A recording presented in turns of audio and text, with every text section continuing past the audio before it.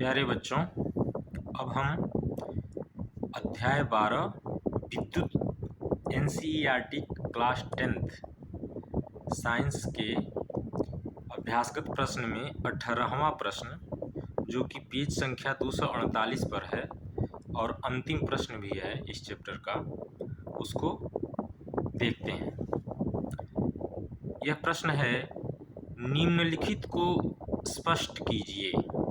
पहला है, ए विद्युत लैंपों के तंतुओं के निर्माण में प्रायः एकमात्र टंगस्टन का ही उपयोग क्यों किया जाता है। बी है, विद्युत तापन युक्तियों जैसे ब्रेड टोस्टर तथा विद्युत इस्त्री के चालक शुद्ध धातुओं के स्थान पर मिश्रातुओं यानी मिश्र धातुओं के क्यों बनाए जाते हैं। तीसरा है, घरेलू विद्युत परिपथों में श्रेणी क्रम संयोजन का उपयोग क्यों नहीं किया जाता है। चौथा है, किसी तार का प्रतिरोध उसकी अनुप्रस्थ काट के क्षेत्रफल में परिवर्तन के साथ किस प्रकार परिवर्तित होता है। और पांचवा ई है, विद्युत संचारण के लिए प्रायः कॉपर तथा एल्युमिनियम के तारों का उपयोग क्यों किया जाता है। तो यह लिखित प्रश्न है, न्यूमेरिकल नहीं है, तो इसको हम एक एक करके समझाते हैं और समझते हैं। आइए, तो 18वां का ए जो पेज संख्या 248 पर है, इसको हम समझते हैं। कह रहा है, विद्युत लैंप के तंतुओं के निर्माण में टंगस्टन का प्रयोग ही क्यों किया जाता है। तो इसका कारण है कि टंगस्टन का प्रतिरोध तथा गलनांक बहुत ही उच्च होता है।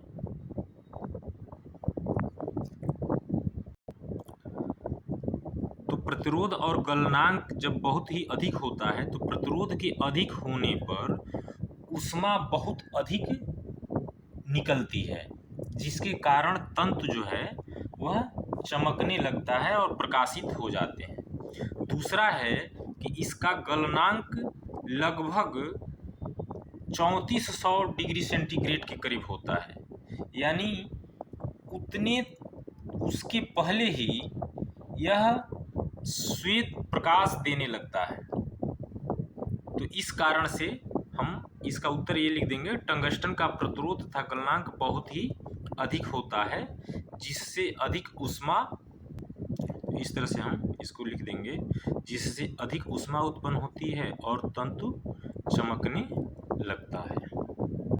और गलनांक के बारे में लिख देंगे कि तथा गलनांक अधिक लगभग 3400 डिग्री सेंटीग्रेड होने से तंतु जलता नहीं है। तो यह इसका उत्तर हम इस तरह से कर सकते हैं। अगला जो है 18वां का बी, इसका भी उत्तर देखते हैं क्या है।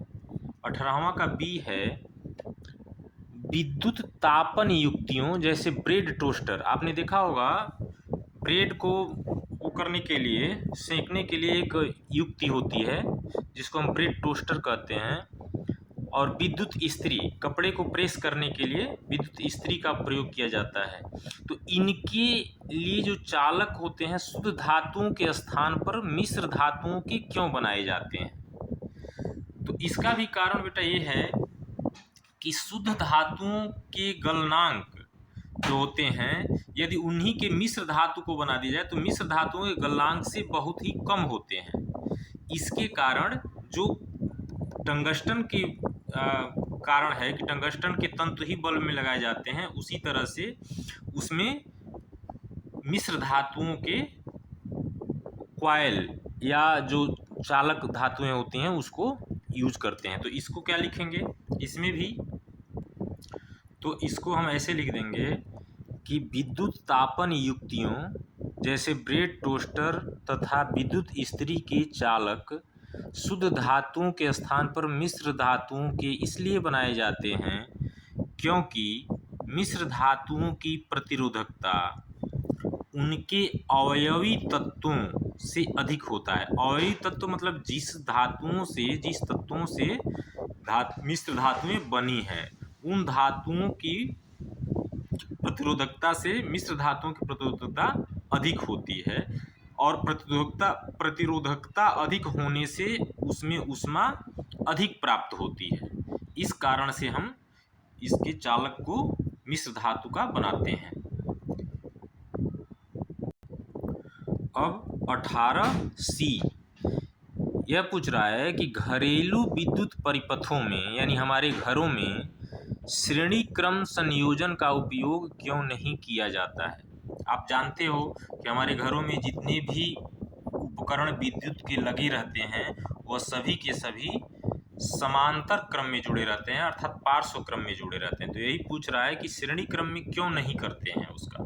तो इसके कई कारण हैं, जिसमें पहला है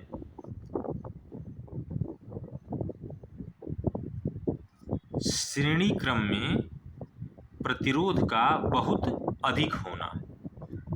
अब इससे क्या होता है कि श्रेणी क्रम में जब प्रतिरोध बहुत अधिक होता है तो मेंस से जो धारा मिलती है वह बहुत ही कम होती है, और कम होने के कारण, और चूंकि एक चीज़ और होता है कि श्रेणी क्रम में जितने भी उपकरण जोड़े जाते हैं तो श्रेणी क्रम में सभी के लिए धारा का मान एक ही होता है, और इसमें धारा का मान कम हो जाता है तो बहुत से उपकरण प्रॉपर ढंग से काम नहीं करते हैं। तो इसको भी हम लिख सकते हैं।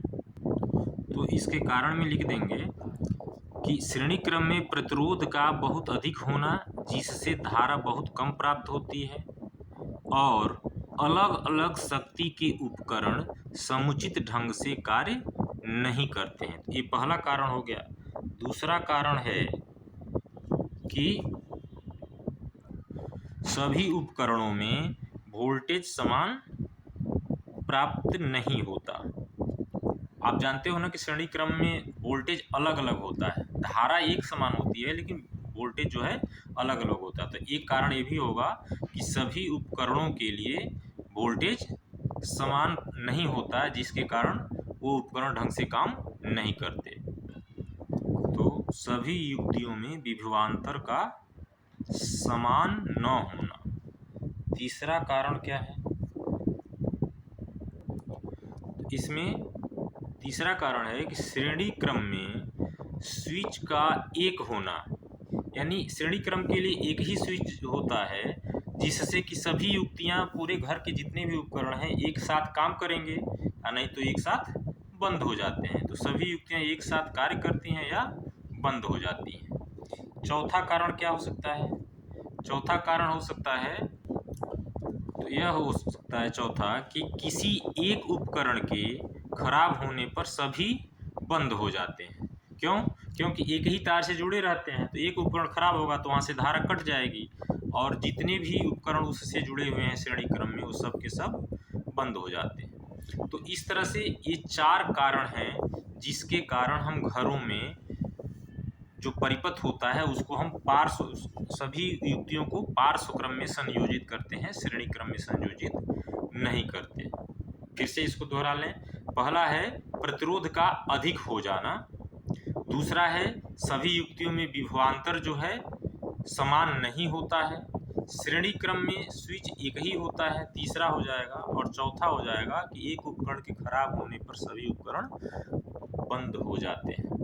तो इस तरह से इस चैप्टर के जितने भी प्रश्न थे, सभी प्रश्न जो NCERT में आए हुए हैं, सभी प्रश्न हम लोगों ने हल किया।